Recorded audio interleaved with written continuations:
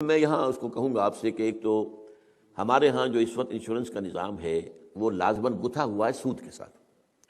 لہذا اس شکل میں جو اس وقت انشورنس ہو رہی ہے وہ تو حرام ہے، اس کے حرام ہونے میں کوئی شک نہیں ہے۔ البتہ یہاں پر پیور انشورنس کی بات اگر کی جائے جس کے اندر کہ کوئی سودی معاملہ نہ ہو، کیونکہ وہ پھر انویسٹ کرتے ہیں اور اس کا بھی پھر وہ جو ہے وہ نفع دیتے ہیں، وہ سب کچھ ہے، وہ سارا معاملہ ہے۔ اسی لیے جس نے کوئی بڑا بینک بنایا اس نے 7 انشورنس کمپنی بنا لی، حبیب بینک بن گیا، حبیب انشورنس کمپنی بن گئی، وغیرہ وغیرہ۔ آدم جی بینک تھا، آدم جی انشورنس بن گئی۔ البتہ یہ ہے کہ جہاں تک ایک مثلاً یہ کہ ایک انشورنس اس طرح کی ہے کہ چند تاجر جو ہے وہ بیٹھ کر طے کر لیتے ہیں کہ بھائی ہم اتنا ماہانہ ہم سب جمع کریں گے تاکہ ہم میں سے اگر کسی کو بڑا لاس ایک دم ہو جائے تو ہم اس کو کمپنسیٹ کر کے اپنے پاؤں پہ کھڑا کر دیں، تو اس کو کوئی حرام نہیں کہہ سکتا، جائز ہے۔ یہ تو ایک کوآپریشن ہے، کوآپریٹو ایک آپ نے بنا لی ہے، اس کوآپریشن کے حوالے سے اس کو کون حرام کہے گا۔ یہ لائف انشورنس کا معاملہ جو ہے اس میں آ جاتا ہے ایک چانس اس نوعیت کا کہ آپ نے انشورنس کرائی ہے، 10 لاکھ کی انشورنس لی ہے، آپ نے ابھی 2-3 پریمیم ان کے دیے ہیں کہ آپ کا حادثہ کے اندر انتقال ہو گیا، اب اتنے پیسے آپ کو مل جائیں گے، یہ آپ نے how did you earn it. تو شریعت کے جو بھی جائز ذرائع ہیں ارننگ کے، ان میں کسی میں یہ فال نہیں کرتا۔ پہلے بھی کئی دفعہ عرض کیا ہے کہ انشورنس نام سے نہ کوئی ہمیں چڑ ہے، اور نہ یہ بعض لوگوں نے جو مشہور کر دیا کہ جی یہ توکل کے منافی ہے، ایسا نہیں ہے۔ نبی صلی اللہ علیہ وآلہ وسلم بھی بیت المال میں سے اپنے گھر والوں کا خرچہ لیا کرتے تھے، ایڈوانس بھی لے لیا کرتے تھے۔ یہ کوئی مسئلہ نہیں ہے، یہ گھر کے اندر کچھ رکھنا جوڑنا یہ منع ہو ایسا تو نہیں ہے۔ اگر یہ منع ہوتا تو زکوٰۃ کا کنسیپٹ ہی نہ ہوتا۔ سیدنا عثمان غنی رضی اللہ تعالیٰ عنہ نے جو غزوہ تبوک کے موقع پہ 700 اونٹ دیے ہیں تو وہ جوڑے ہوئے تھے تو دیے نا، آج کا اربوں روپے بنتا ہے،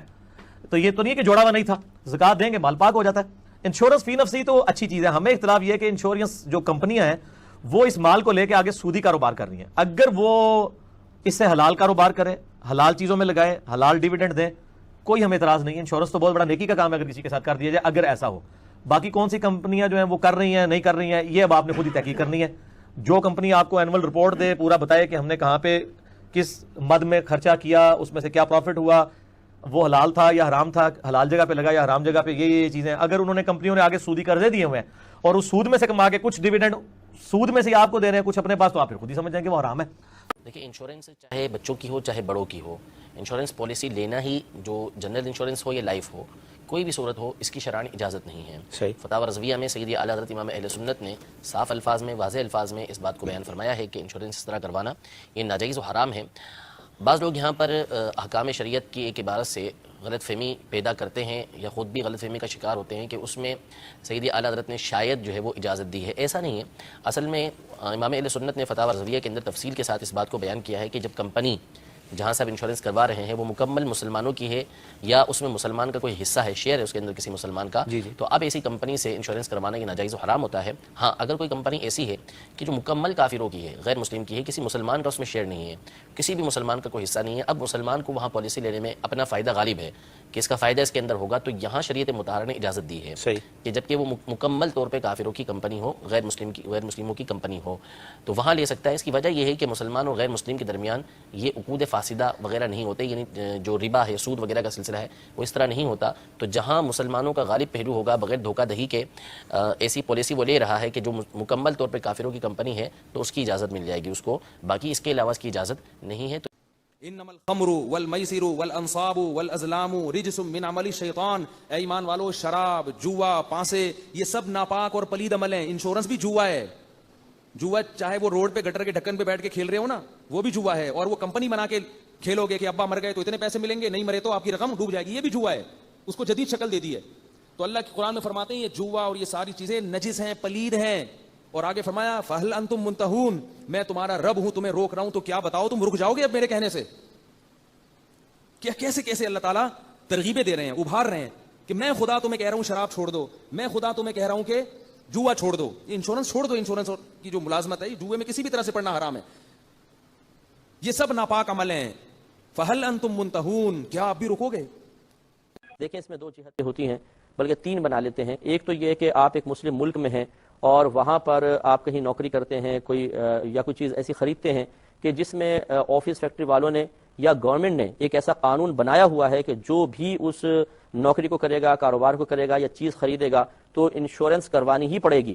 یعنی قانونی حیثیت بن جائے تو پھر ایک مجبوری ہوتی ہے انسان کی کہ وہ اپنے قصد و ارادے سے نہیں کر رہا بلکہ مجبوری میں کر رہا ہے۔ ایسی صورت میں تو انشورنس میں کوئی حرج نہیں ہے، بلکہ اگر اس میں کوئی پروفٹ کی صورت بھی بنتی ہے تو وہ بھی لے سکتے ہیں۔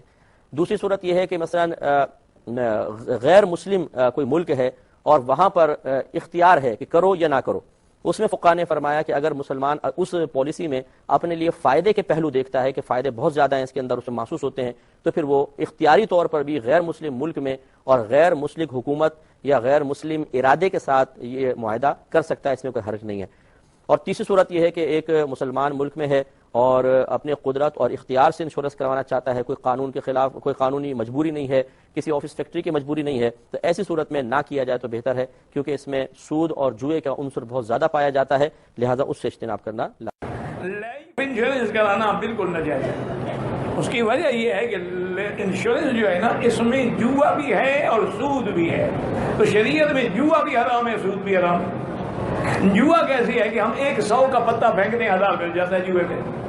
اسی طرح یہ ہے نا کہ آپ نے 10 لاکھ کی پالیسی دی، ابھی ایک آپ نے کس جمع کی مر گئے تو آپ کو 10 لاکھ ملے گا، تو لہٰذا یہ جوا ہے۔ سود اس لیے ہے کہ آپ نے 10 سال کے لیے پالیسی دی، لیکن 10 سال میں آپ فوت نہیں ہوئے تو کمپنی آپ کو اصل کے ساتھ سود بھی ادا کرے، تو لہٰذا سود بھی ہے، قمار بھی ہے، یہ تو ڈبل ہے۔ انشورنس تو ایک سیکیورٹی پرووائڈ کرتی ہے، اور جو کاروبار کرنے کے لیے بھی اور آپ زندگی گزارنے کے لیے بھی انسان کو مطلوب ہے، اس کے لیے ضروری ہے۔ لیکن حقیقت یہ ہے کہ انشورنس کے کاروبار کی جس طرح سے اب اس نے شکل اختیار کر لی ہے، 2 نوعیتیں ہیں۔ ایک لائف انشورنس ہے، اور اسی طرح سے ایجوکیشن کی انشورنس ہوتی ہے، میرج کے معاملے میں ہوتی ہے، اور مستقبل میں جو اخراجات ہو سکتے ہیں ان کے معاملے میں بھی انشورنس کمپنیز انشورنس کا ایک معاہدہ کانٹریکٹ کرتے ہیں۔ اور دوسرے وہ انشورنس کے معاہدات ہیں کہ جن کا تعلق ایکسیڈنٹ سے ہے، فائر سے ہے، وغیرہ وغیرہ۔ جہاں تک لائف انشورنس کی نوعیت کے معاہدے کا تعلق ہے، اس میں ہوتا یہ ہے کہ انسان بالآخر ایک میعاد، ایک مدت پوری ہو جانے کے بعد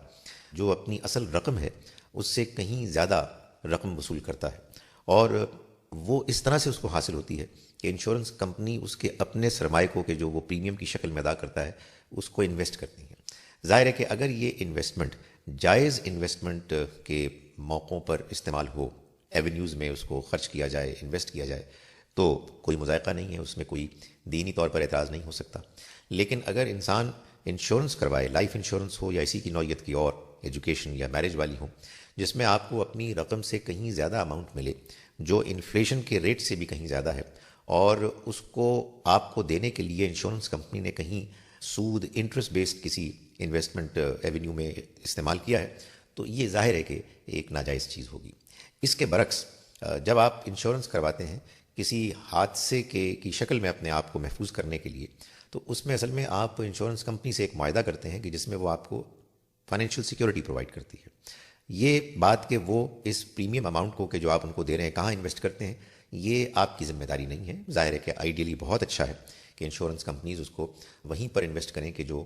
جائز انویسٹمنٹس کے مواقع ہیں، لیکن اگر وہ کہیں اور بھی انویسٹ کر کے آپ کے ساتھ کیے گئے معاہدے کو پورا کرتے ہیں تو اس میں جو شخص اپنی انشورنس کروا رہا ہے وہ براہ راست اس کا ذمہ دار نہیں ہے۔ چنانچہ انشورنس کے کاروبار کی 2 شکلیں ہیں، ایک وہ کہ جس میں کہ یہ دیکھنا ضروری ہے کہ آپ کا مال کہاں انویسٹ کیا جا رہا ہے، اور دوسری شکل وہ ہے کہ جس میں اگر آپ ایسا نہ بھی دیکھیں تو آپ کے اوپر ذمہ داری نہیں پڑتی ہے۔ Life insurance per se is not haram in Islam, because you have to tie your camel. But today, since most of the life insurance is related with riba, so riba-based life insurance, interest-based life insurance is haram, because interest is the 12th major sin in Islam. So since